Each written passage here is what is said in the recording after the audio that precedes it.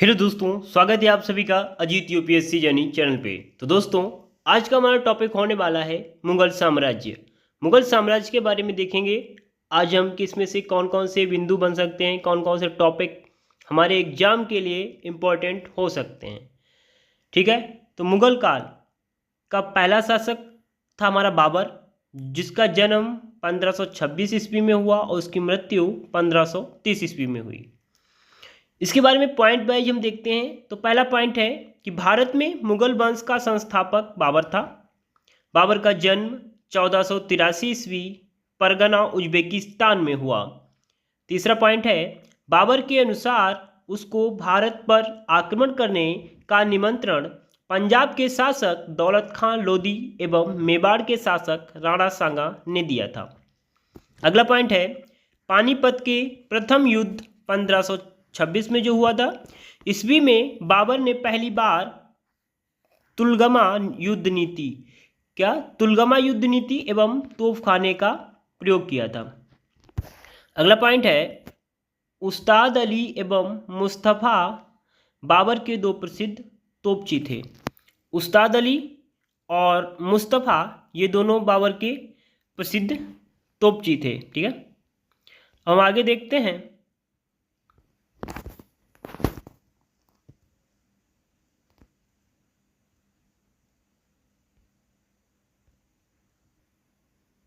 हमारा अगला पॉइंट है कि बाबर को उसकी उदारता के लिए कलंदर की उपाधि दी गई थी। क्या उपाधि दी गई थी? कलंदर की उपाधि। किसको? बाबर को, उसकी उदारता के लिए।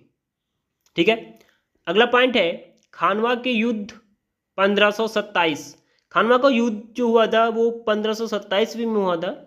उसमें क्या होता है कि विजय के बाद में गाजी की उपाधि धारण करता है कौन? बाबर। बाबर को क्या मिल जाता है? खानवा के युद्ध के बाद बाबर को गाजी की उपाधि मिल जाती है। इसके बाद है कि इस युद्ध में बाबर ने जिहाद का नारा दिया था। बहुत ही मल्टीपल में प्रश्न पूछ देता है शॉर्ट में, बहुविकल्पी में, कि जिहाद का नारा बाबर ने कब दिया था? तो कब दिया था? खानवा के युद्ध के उपरांत, उसकी विजय के बाद में। ठीक है, अगला प्रश्न है, पॉइंट है कि उसने चंदेरी का युद्ध कब हुआ था? 1528 ईस्वी में। चंदेरी के युद्ध में मेदिनी राय को तथा घाघरा के युद्ध में, जो कि 1529 ईस्वी में हुआ था, बिहार एवं बंगाल संयुक्त का जो अफगान सेना थी उसको पराजित किया था। बिहार एवं बंगाल का संयुक्त अफगान सेना को पराजित किया था।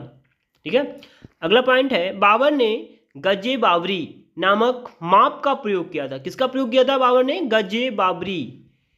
बहुविकल्पी में प्रश्न में पूछ दिया जाता है हर एक एग्जाम में कि गजे बाबरी नामक माप का प्रयोग किसने किया था? तो किसने किया था? बाबर ने किया था। ठीक है, तो अगला आगे है कि बाबर ने जो अपनी आत्मकथा लिखी है वो बाबरनामा की रचना तुर्की भाषा में की है। ठीक है, तुर्की भाषा में रचना उसकी की है बाबर ने, जो अपनी आत्मकथा उसने लिखी है। अब हम आगे देख लेते हैं कि बाबर को मुबैयान नामक पद्य शैली का भी जन्मदाता माना जाता है। मुबैयान जो पद्य शैली थी उसका जन्मदाता भी बाबर को माना जाता है। ठीक है, तो बाबर प्रसिद्ध नक्शबंदी सूफी ख्वाजा उबैदुल्ला अहरार का अनुयायी था। बाबर किसका अनुयायी था?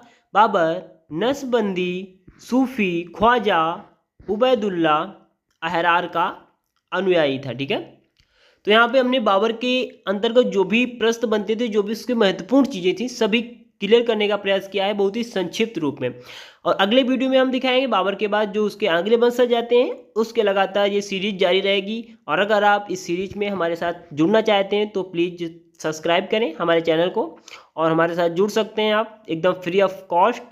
और अगर आप नए हैं तो ज़रूर सब्सक्राइब करें और हमारे साथ जुड़ें और अपनी तैयारी को एक मजबूत आधार प्रदान करें। ठीक है, धन्यवाद। जय हिंद, जय भारत।